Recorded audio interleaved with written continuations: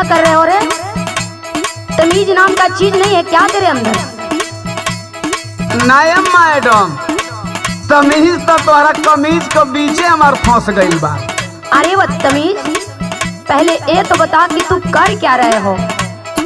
अरे क्या किया है? कुछ तो नहीं किया है। बताएं कि क्या किए हो?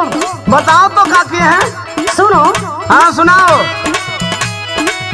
मेरा करता है कब से तू पीछा रे, पीछा रे। साले फोटो मेरा क्यों खींचा रे? बोलो। गाड़ियों में क्यों का यार? देना पड़ेगा ना।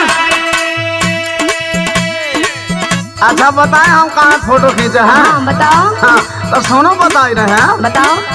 लव करने का तुमसे है इच्छा रे, अरे इच्छा रे। जानू यही से फोटो खींचा रे। तुम्हारा मुंह तोड़ देंगे हम। मैडम होश में बोलियो।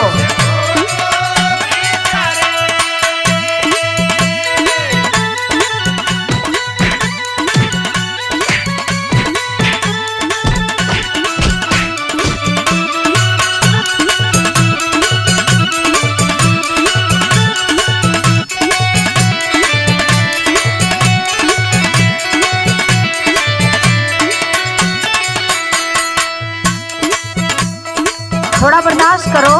का बर्दाश्त करा? सुनो। हाँ सुनाओ। इच्छा को बाबू तू अपने संभाल रे, तेरी यहाँ पे न गलेगी दाल रे।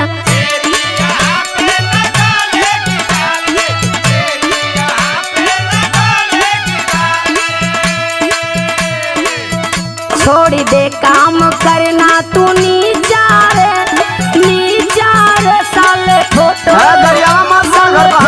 मेरा क्यों खींचा रे?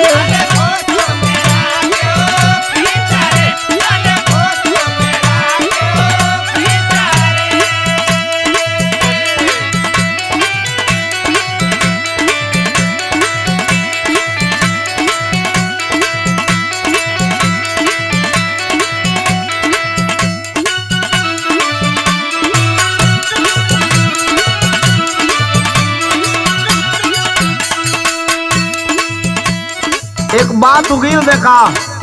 बोलो। जो मेरे मन के अंदर उगील दे। अरे बोलो। सुनो। सुनाओ। जब से पड़ी जान तुझ पे निगाहें, तेरे सिवा दिल किसी को न चाहे। मन पे काबू रखो। बेकाबू